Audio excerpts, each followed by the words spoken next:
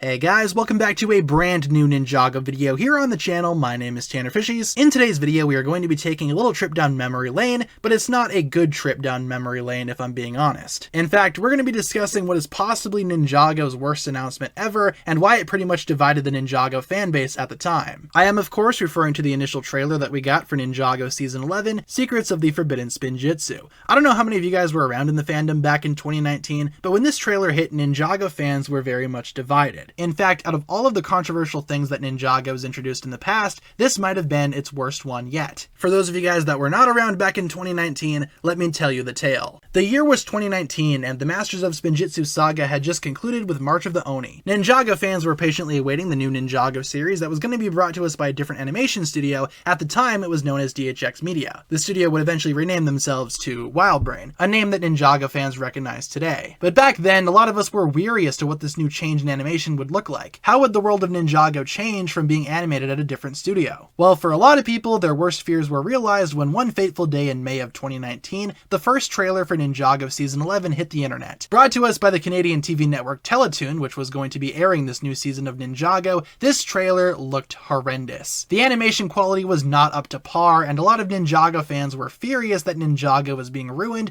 by this new animation studio. And the visual quality of this new Ninjago series was just not up to Film standards. The collective reaction from the Ninjago community towards this new Season 11 trailer was simply just disappointment. Fans were also disappointed to learn that this new Ninjago series was going to be prioritizing comedy, and it would be dropping a lot of the serious tones that the previous Oni trilogy had introduced. It then came out from Ninjago series co-creator Tommy Andreasen and other people that worked on the show that the trailer that Teletoon had shown us was not supposed to be released. In fact, the trailer allegedly used unfinished footage. A couple Ninjago fans took a breath of relief as they learned this information, but some Ninjago fans were very skeptical. In fact, a lot of Ninjago fans actually called the staff a bunch of liars, talking about how they were just lying to save the show. And it was pretty much chaos throughout the entire Ninjago community as we anxiously awaited the start of this new series to see whether or not they were telling the truth. Fortunately, they were correct. The trailer itself was using unfinished footage. Teletoon prematurely released that trailer when they were not supposed to, and when Season 11 actually came out a couple of months later, it admittedly looked pretty good. It definitely did not look as bad visually as that trailer suggested that it would. Unfortunately, the damage had already been done. I know personally that a lot of Ninjago fans just straight up left the series after March of the Oni, not looking back, and I suppose this, combined with a couple of other Ninjago controversies that happened around the same time, did not paint Ninjago in a good light for a lot of long-term Ninjago fans. Season 11 would go on to spawn a couple of more controversies during its run, but controversies surrounding the animation and the art style were not super prevalent, after it was proven that yes, Teletoon did release unfinished footage, and the final season actually looked much better. It's always fun to look back on previous Ninjago controversies and announcements and see just how little Ninjago fans actually knew at the time, and there are plenty more examples of Ninjago controversies that looking back on them now are just really stupid in hindsight. Let me know what you guys think down below in the comments, and were you guys around for this controversy and what do you remember about it? Thank you so much for watching. Let me know if you guys want to see me go through other past Ninjago controversies, because like I said, there's a lot that I could cover on this channel in terms of controversies. So let me know if you want to see more videos like this in the future, because I would totally be down to make more. But until next time, thank you so much for watching. If you guys enjoyed this one, feel free to like and subscribe, do all that fun stuff, and I will talk to you guys again really soon.